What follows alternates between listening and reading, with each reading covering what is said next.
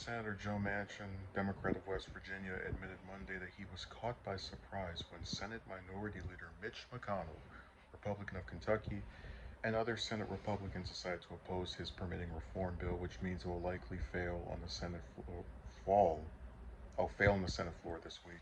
Manchin said he expected Senator Bernie Sanders, independent of Vermont, an outspoken progressive, and other far left liberals to oppose his legislation to limit federal agency authority to review new energy projects, but was stunned when Republicans also came out in opposition last week. I never did think I'd have Bernie in some of the extreme far left, he told Fox News host Neil Cavuto in an interview on Monday. What I didn't expect is that Mitch McConnell and my Republican friends would be sacking up with Bernie or trying to get the same outcome by not passing permitting reform. Manchin warned that this week's vote on the Senate could be the last chance of passing permitting reform for the foreseeable future and expressed dismay that his bill is now likely to go down in defeat because Republicans are angry he cut a deal with Senate Majority Leader Chuck Schumer to reform the corporate tax code and pass hundreds of billions of dollars to fight climate change. I don't see it ever coming back again. People just aren't going to be there at all, he said. Manchin pointed out that he's voted with Republicans repeatedly on permitting reform bills during his 12 years in the Senate and said that now that Democrats are ready to vote for a permitting reform bill, Republican colleagues should join in. Every time there was permitting reform, I'd vote for it. I was the only Democrat. Now all of a sudden, we got a majority of the Democrats, an overwhelming majority of Democrats, that will support a very balanced procedure forward. Is it a perfect bill? No. Does it move the needle? Absolutely, he said. He said his bill would allow energy companies to get products to the market in 1 to 3 years instead of 5 to 10 years. Manchin said he can't understand why Republicans will block his permitting reform bill just because of his vote for the Inflation Reduction Act, which implemented a 15% corporate minimum tax, allocated $369 billion to fight climate change, and empowered Medicare to negotiate lower prescription drug prices. That's the only thing we did in taxes, he said on Fox. We're just trying to get corporations that paid nothing to pay at least 15%. He marveled over his sudden drop in popularity among his Senate GOP colleagues. You can be a hero one day and a villain the next, he said, alluding to the praise he received from Republicans after sinking Biden's Build Back Better framework in December. He blamed the GOP opposition on politics more than policy differences. If politics get in the way, I'm sorry, he said. So, one thing he said that I do agree with is the part at the end, you can be a hero one day and a villain the next, which is true. There are a lot of people, and it's not even just a Republican thing, who will have some, it could be a politician, it could be a public figure, it could be somebody they're subscribed to.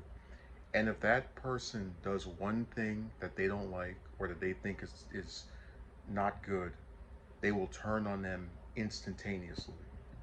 Um, in my case, Manchin has done so many things I've thought were really stupid and just counterintuitive to what I would like to see out of the federal government that even when he does things that I like, which is very rare and few and in between, I never allow it to overtake my dislike of him because I know that within a couple of weeks' time, he's going to do something else that will annoy me or that I'll think is bad. So, what I find really interesting about this story is that he mentions the Republicans are now sacking up with Bernie, and I really wish that when he said the part about these other liberals,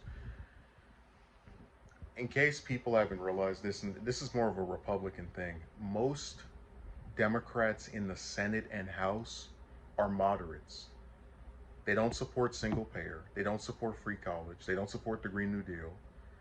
Nothing that Sanders backs do a majority of them also support. So I really wish Cavuto had asked him, who are all these liberals that you're talking about? Are you saying all of the Democrats agree with Sanders on most of everything or anything at all?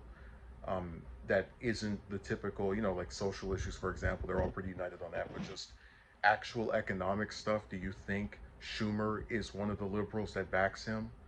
So I said these interviewers, they ask these very bare bones questions and they let these people talk without really challenging them. Um, but the other part of this is he says my Republican friends, and they turned on him, right, because they got mad that he voted for the Reduction Act, right? I always have to remember the names of these different laws. There's so many of them. But they were giving him high praise for sinking Build Back Better, which is still one of the dumbest names for any of these I've seen. Um, the Inflation Reduction Act. So this is really not a hard thing to figure out. Republicans will only like Manchin when he's doing something that is conservative and that is antithetical to his own party.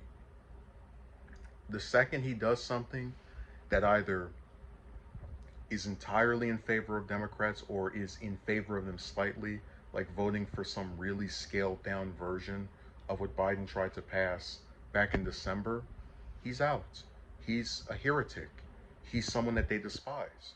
And that's why it's so crazy to see a man who's not even just older, but also someone who's been in the Senate now for over 10 years, for two full terms, that's 12 years in the Senate. And he's really thinking that the Republicans are his friends.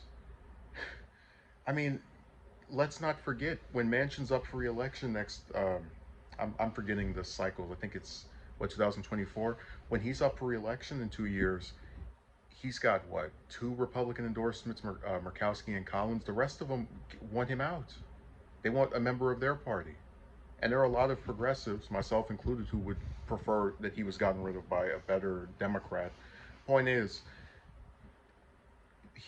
it's really comedic to think that he believes that these people are his friends when they'll turn on him the second he does something that's in favor of his own party, and they're going to be running as hard as they can to get rid of him in 2 years. So he's just completely delusional.